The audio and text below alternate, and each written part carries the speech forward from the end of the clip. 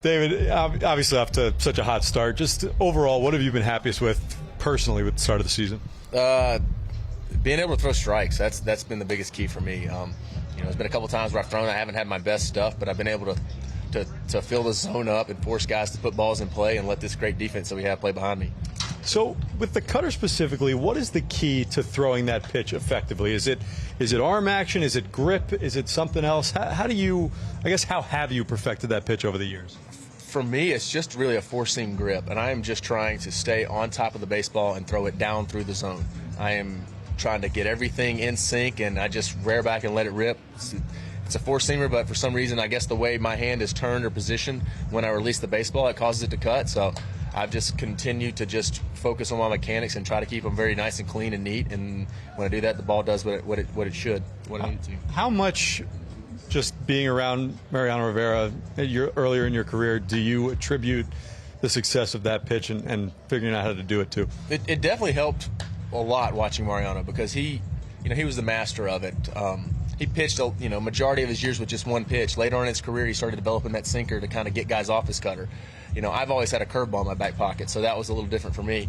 But watching him and seeing how he attacked hitters gave me a much better idea of what I should do in between the lines when I get out there. So I credit a lot of my success to watching him pitch.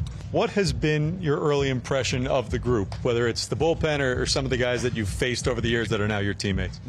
This group as a whole is a lot more fun than I was expecting. I did not... from the outside looking at it, I was like, the Mets, And now, after I knew a few guys when I came over here, and now after being here, I'm like, I love this group.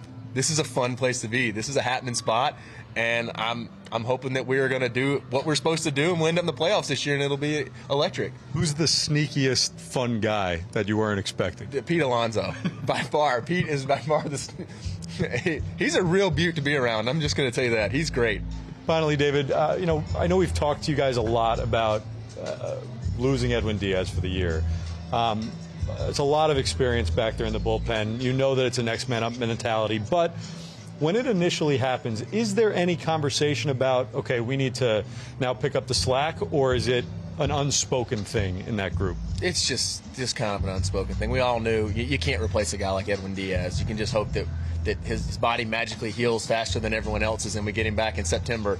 But gosh, it's a tough loss. I mean, it's the next man up mentality. Injuries happen in this game, and you're forced to deal with them, and you got to go with what you got. And we've got a lot of talent out there, and we're gonna, Buck and this group here is gonna figure out how to use us in our best possible scenarios so that we can try to help win ball games. David, appreciate the time. Good luck tonight. Thanks for having me.